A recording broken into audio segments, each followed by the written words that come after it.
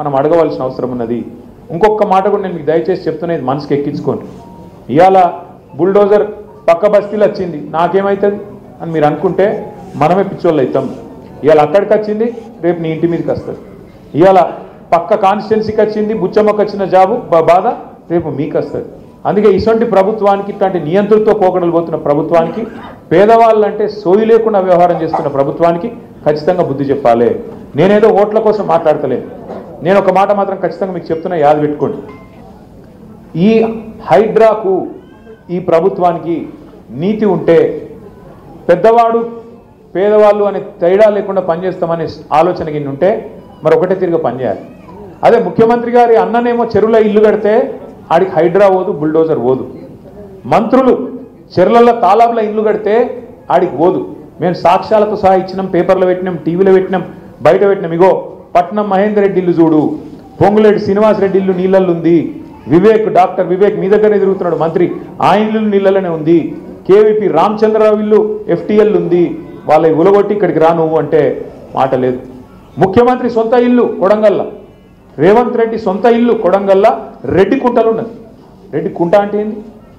కుంట అంటే చెరువే కదా, చెర్లనే ఇల్లు కట్టిండి నేను కొడంగల్ల.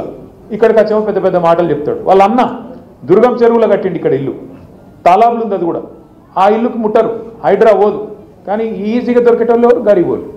అడిగేటోడు లేడు, మిమ్మల్ని కాపాడేటోడు లేడు అన్నట్టు, మీకు ఆవాజ్ లేదన్నట్టు కొట్టేస్తాం. తోడు దెంగే కోన్ దేకితే క్యా కర్తే క్యా కర్లేతే అన్నట్టుగా ఈరోజు వ్యవహారం ఉన్నది.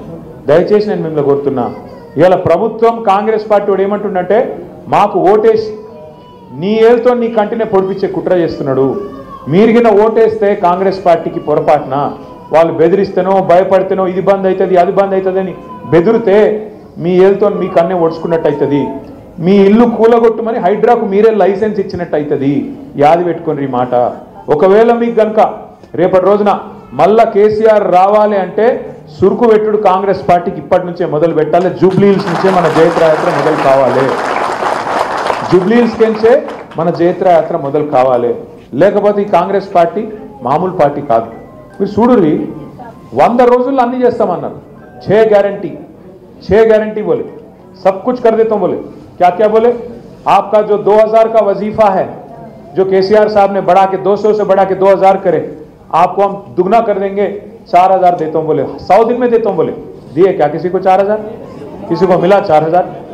अरे 4000 కాదు ముసలోళ్ళకు. ఇంకా రేవంత్ రెడ్డి సాబ్ ఇంకో మాట చెప్పిండు, కేసీఆర్ గారు ఒక ముసలమ్మకని ఇస్తున్నాడు, ముసలయ్యకని ఇస్తున్నాడు, నేను ఇద్దరికి ఇస్తా అన్నాడు. ఇంట్లో ముసలోనికి ఇచ్చి ముసలమ్మకి అయిపోతే అన్యాయం అవుతుంది, ఇద్దరికి ఇస్తా అన్నాడు. ఇంకొక అడుగు ముంగటేసి మహిళల ఓట్ల కోసం అత్తమ్మకు 4000, కోడలకు 2,500 ఇస్తా అన్నాడు. మరి అత్తమ్మకి వచ్చినాయా కోడలకు వచ్చినాయా? ఇద్దరికి లేవు. నేను మొన్న సూర్యాపేట పోయినా,